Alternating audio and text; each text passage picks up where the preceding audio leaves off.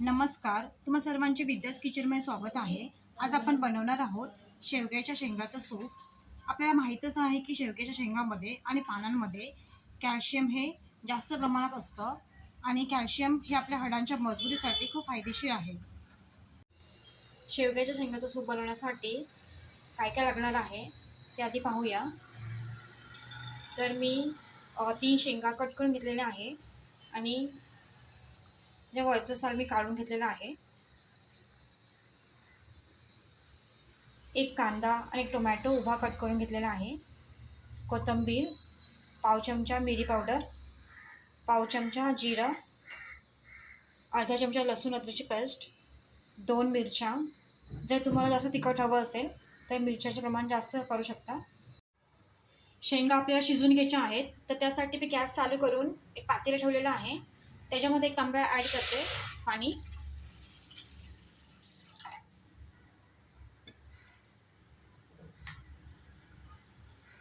शेवग्याच्या शेंगा ॲड करते पाण्यामध्ये.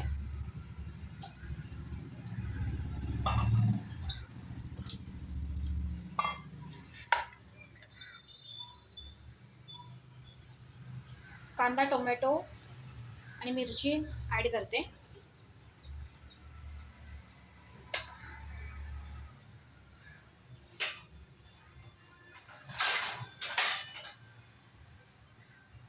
आणि झाकण ठेवून हाय फ्लेमवरती 10 मिनिट शिजून घेते. 10 मिनिट झालेले आहेत. गॅस बंद करते आणि थोडं थंड होऊन देते. तुम्ही कुकरमध्ये 3 शिट्ट्या करून शिजवल्या तरी चालतील. थंड झाल्यानंतर शेंगा मी ताटामध्ये काढून घेते.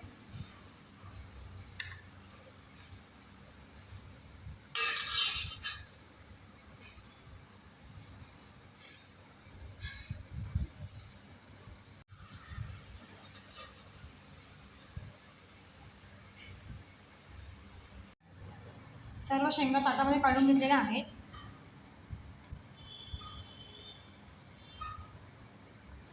आता शेंगामधला जो गर असतो आतमधला तो काढून घ्यायचा आहे चमच्याने.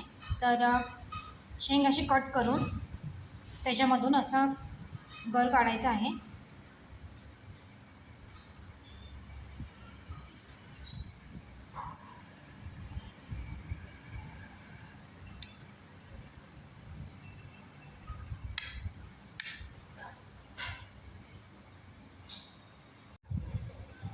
सर्व शेंगांचा गर असा काढून घेतलेला आहे. पातेल्यामधला टोमॅटो, कांदा आणि मिरची काढून घ्यायचा आहे.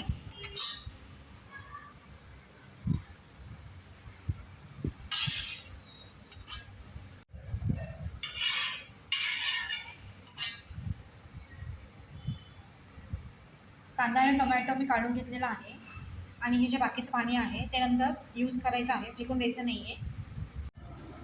आता हे सगळं आपल्याला बारीक वाटून घ्यायचं आहे. ते मी मिक्सरच्या भांड्यामध्ये ॲड करते.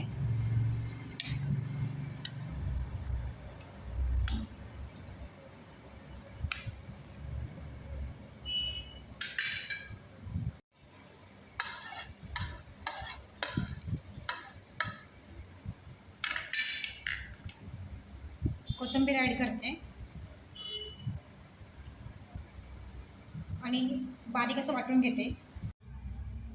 सगळं साहित्य मिक्सरमध्ये छान असं बारीक वाटून घेतलेलं आहे. आता फोडणी द्यायची आहे. तर मी गॅसवर पातेलं ठेवलेलं आहे. त्याच्यामध्ये अर्धा चमचा मी तेल ॲड करते.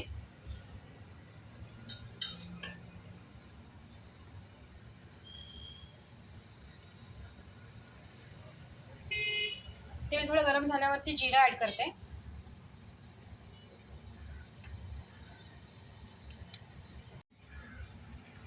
जिरं भाजल्यावरती लसूण आणि अद्रकची पेस्ट ॲड करते.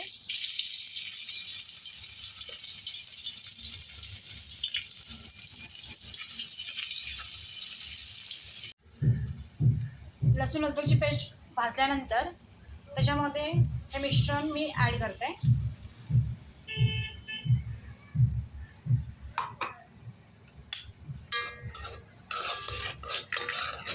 चांगलं मिक्स करून घेते.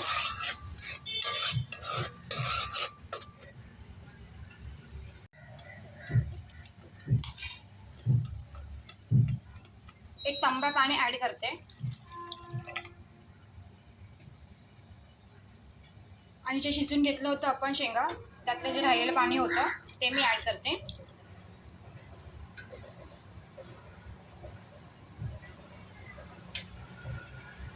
मिरी पावडर ॲड करते.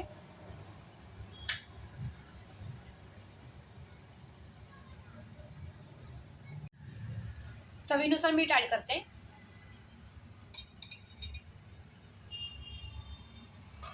आणि चांगलं मिक्स करून घेते. हे आता चांगलं शिजून द्यायचं आहे. सूप मी 5 ते 6 मिनिट चांगलं उकळून घेतलेलं आहे. तर सूप रेडी झालेलं आहे. ते मी एका वाटीमध्ये काढून घेते.